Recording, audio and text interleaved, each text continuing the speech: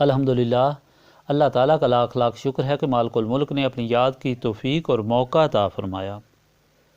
لاکھوں اور کروڑوں درود حضرت محمد مصطفیٰ صلی اللہ علیہ وآلہ وسلم پر، جن کے طفیل مالک الملک نے یہ مہربانی عطا فرمائی۔ سامعین کرام، اللہ تعالیٰ نے قرآن پاک میں ارشاد فرمایا، اعوذ باللہ من الشیطان الرجیم، بسم اللہ الرحمن الرحیم۔ بے شک مدد فرمائی تمہاری اللہ تعالیٰ نے بہت سے مواقع میں، حنین کے روز بھی، جب گھمنڈ میں ڈال دیا تھا تمہاری کثرت نے تم کو، پس نہ فائدہ دیا تمہیں کچھ بھی، اور تنگ ہو گئی تم پر زمین اپنی وسعت کے باوجود، پھر تم مڑے پیٹ پھیرتے ہوئے، پھر نازل فرمائی اللہ تعالیٰ نے اپنی تسکین اپنے رسول صلی اللہ علیہ وآلہ وسلم پر اور اہل ایمان پر، اور اتارے وہ لشکر جنہیں تم نہ دیکھ سکے، اور عذاب دیا کافروں کو، اور یہی سزا ہے کافروں کی۔ پھر رحمت سے توجہ فرمائے گا اللہ تعالیٰ اس کے بعد جس پر چاہے گا، اور اللہ تعالیٰ بخشنے والا رحم فرمانے والا ہے۔ ایمان والو، مشرکین ناپاک ہیں، وہ قریب نہ ہونے پائیں مسجد الحرام کے اس سال کے بعد، اور اگر تم اندیشہ کرو تنگ دستی کا تو جلد غنی کرے گا تم کو اللہ تعالیٰ اپنے فضل و کرم سے اگر چاہے گا۔ بے شک اللہ تعالیٰ خوب جاننے والا دانا ہے۔ جنگ کرو ان لوگوں سے جو ایمان نہیں لاتے اللہ تعالیٰ پر اور نہ روز قیامت پر، اور انہیں حرام سمجھتے جس کو حرام کیا ہے تعالیٰ نے اور اس کے رسول صلی اللہ علیہ وآلہ وسلم نے، اور نہ قبول کرتے ہیں سچے دین کو ان لوگوں میں سے جن کو کتاب دی گئی ہے، یہاں تک کہ وہ دیں جزیہ اپنے ہاتھ سے، اس حال میں کہ وہ مغلوب ہوں۔ پچھلے فرمان الہی میں اللہ تعالیٰ نے مومنین کے لیے کھلی ہدایت بیان فرمائی کہ مومن کی کیا کیفیت اور حالت ہونی چاہیے۔ مومن کو اللہ تعالیٰ اور اس کے رسول صلی اللہ علیہ وآلہ وسلم کی محبت اس قدر ہونی چاہیے کہ کوئی محبت ماں باپ، اولاد، بہن بھائی، مال، تجارت، محلات غالب نہ آ سکے، اور نہ اسے گمراہ اور نہ غافل کر سکے، بلکہ مومن ہر چیز، وطن، جان، مال، اولاد، ماں باپ، سب اللہ تعالیٰ کے راستے میں قربان کرنا اپنی سعادت سمجھے۔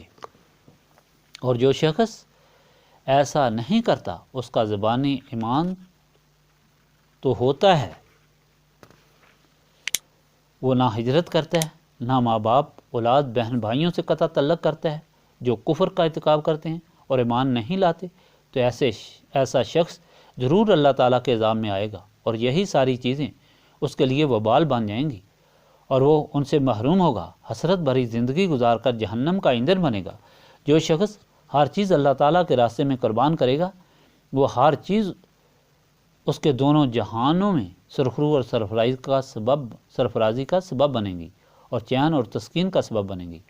آج کا فرمان الہی بھی ایک خاص ہدایت دے رہا ہے، اور انسان کو ایک ایسے گناہ سے باخبر کر رہا ہے جو تباہی کا سبب بنتا ہے، اور وہ ہے اللہ تعالیٰ سے غفلت اور خود پر اعتبار۔ اس کا ثبوت غزوہ حنین کے دن ثابت ہوا۔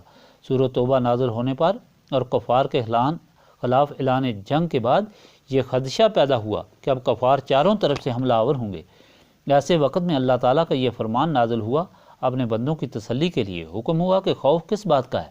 گزشتہ حالات پر نظر ڈالو کہ کتنے کتنے مشکل وقت تم کو پیش آئے، کتنی جنگیں پیش آئیں، بدر، احد، خندق، خیبر، یہود کے قبائل سے مقابلہ، صلح حدیبیہ اور فتح مکہ۔ ہر میدان میں اللہ تعالیٰ نے مسلمانوں کی مدد فرمائی اور فتح مبین عطا فرمائی۔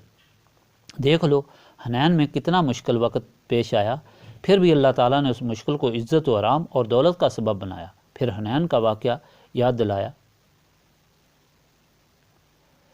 8 ہجری میں نبی پاک صلی اللہ علیہ وآلہ وسلم نے مکہ معظمہ فتح فرمایا۔ پھر 15 دن آرام فرمایا تو اطلاع ملی کہ حنین جو چند میل مکہ سے دور ہے، وہاں کے قبائل حوازن اور ثقیف اس تیاری میں ہیں کہ مسلمانوں پر حملہ کر کے اپنی طاقت کا مظاہرہ کریں، کیونکہ یہ لوگ جنگجو مشہور تھے۔ مالک بن عوف اور کنانہ بن عبد کی معیت میں انہوں نے تیاری کی۔ حضور پاک صلی اللہ علیہ وآلہ وسلم کو اطلاع ملی تو آپ صلی اللہ علیہ وآلہ وسلم ایک عظیم لشکر لے کر ان کی سرکوبی کے لیے روانہ ہوئے۔ 10,000 مجاہدین اور انصار تھے، اور 2,000 نو مسلم۔ اس عظیم لشکر کو دیکھ کر بعض صحابہ کرام رضوان اللہ تعالیٰ علیہم اجمعین کو خیال گزرا کہ آج ان کی فتح یقینی ہے، کیونکہ ان کی تعداد کفار سے 3 گنا ہے۔ کفار 4000 تھے۔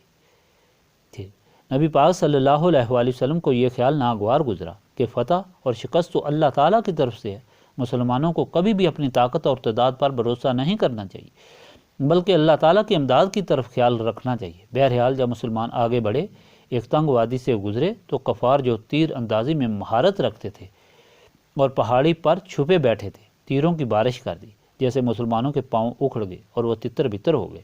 صرف 10 مسلمان حضور پاک صلی اللہ علیہ وآلہ وسلم کے پاس رہ گئے۔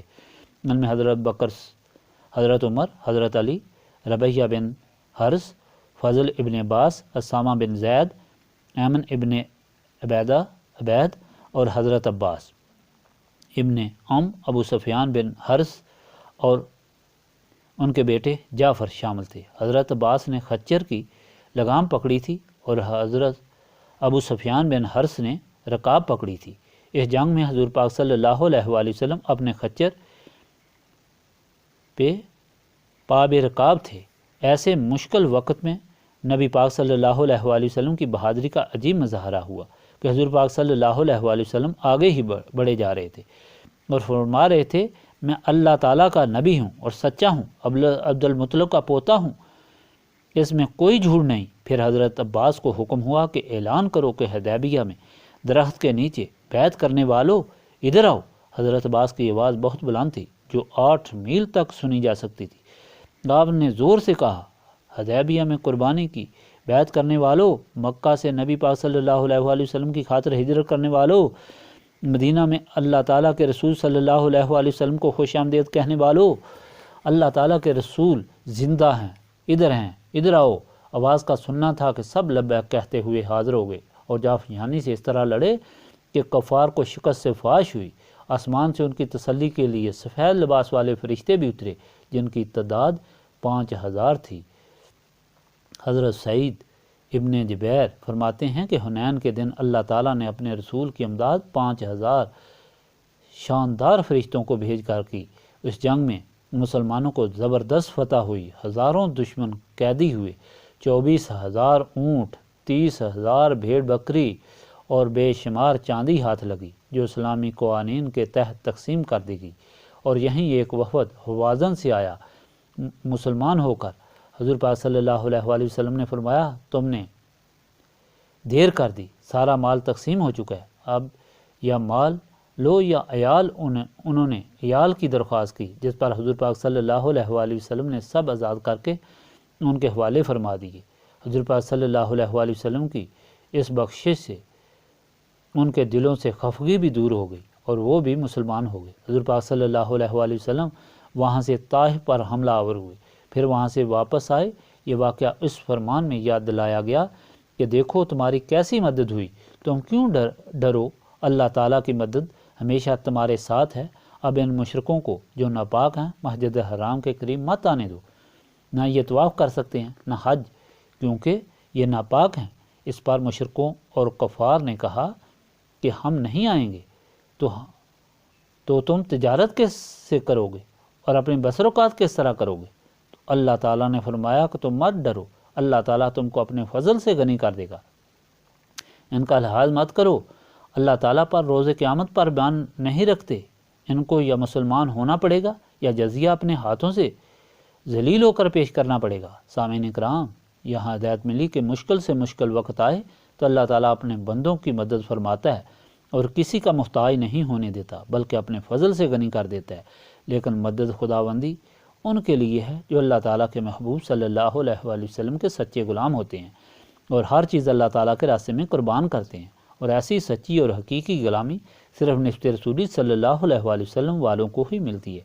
اس لیے نسبت رسولی صلی اللہ علیہ وآلہ وسلم حاصل کرنے کی تلقین کی جاتی ہے اور اسے حاصل کرنے کے لیے یاد الہی سے سینے صاف کرائے جاتے ہیں۔